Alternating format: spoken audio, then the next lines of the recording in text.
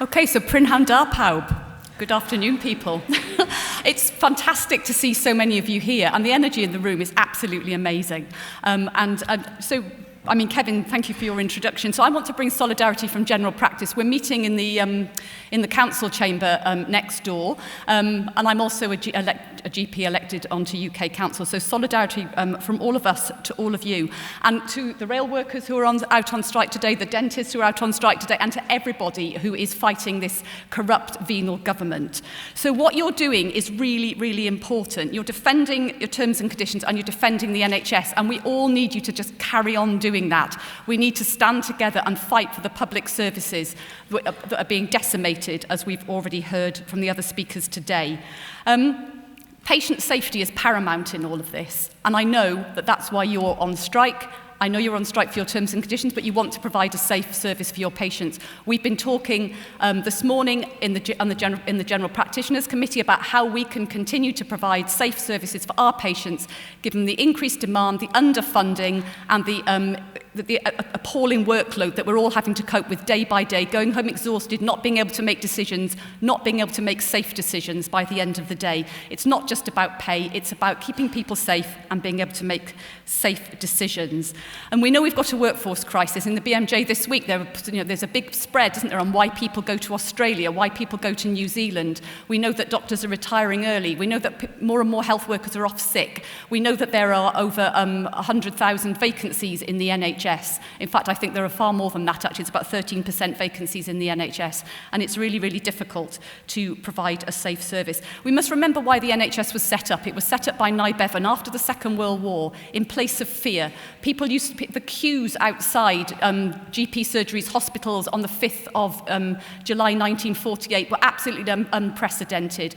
Nobody realised how much unmet need there was out there. And as Mick Lynch said, we are going back to those days. You only have to look at what's happening around us. The NHS is being decimated, schools are being decimated, the transport service is being decimated, the climate's being decimated. And we are told it's the fault of the migrants who come across here in their small boats, and we have a government who are so venal that they want to deport them to Rwanda and would rather let them drown than come into our country. That's what's happening. The NHS is being systematically underfunded and downgraded. It's a deliberate strategy to make people think that it's failing so that then something else can be brought in, an insurance system which will create a multi-tiered health service.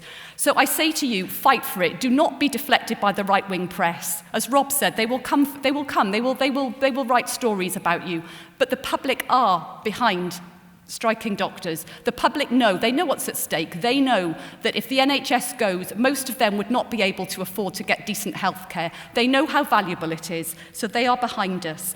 And it'd be interesting to see what happens in the by-elections today, and to see, and I think that will show us what the public really think about this government. I know some doctors think, well, why should we be on strike? We're well paid. People are paid far less than we are. So we shouldn't be fighting. We shouldn't be fighting for our terms and conditions. Well, you should be, for all of the reasons I've already said, because of the NHS, but also because if you're fighting, you are giving confidence to other people to fight. You are giving confidence to much more low-paid workers to fight for their terms and conditions. And don't think for 1 minute that there's a finite little pot. So if well-paid doctors said, oh, well, we won't go on strike because all of that money should go to the cleaners and the porters and the less well-paid. That won't happen. It'll go into the pockets of the government and their friends. They would not redistribute that money.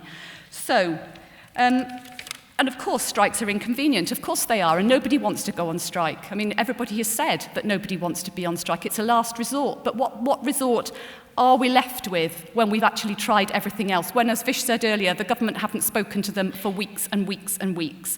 And sadly, withdrawal of Labour is the only thing that's left open to you.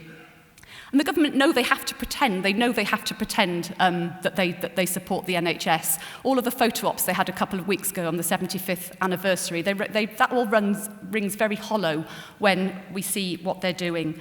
And never forget the scandalous pay erosion that you've suffered.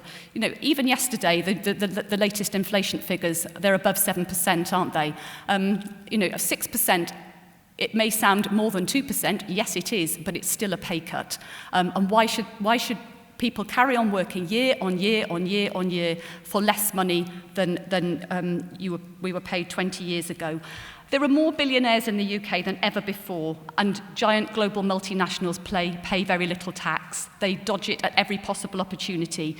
So there is plenty of money in society. Don't let anybody say any different. We're one of the richest countries in the Western world. So I say to you, I bring solidarity from general practice. I say to you, stand firm. You're right to strike, and actually I believe you have a duty to strike, no matter how unpalatable it may feel. I wish we were out with you. I really wish GPs would stand up and go on strike. Maybe we will. That would be fantastic. And then the whole profession could be out on strike together. So the future of the profession and the NHS depends on all of you. So keep courage, stand firm, see you on the picket lines, and solidarity to all of you.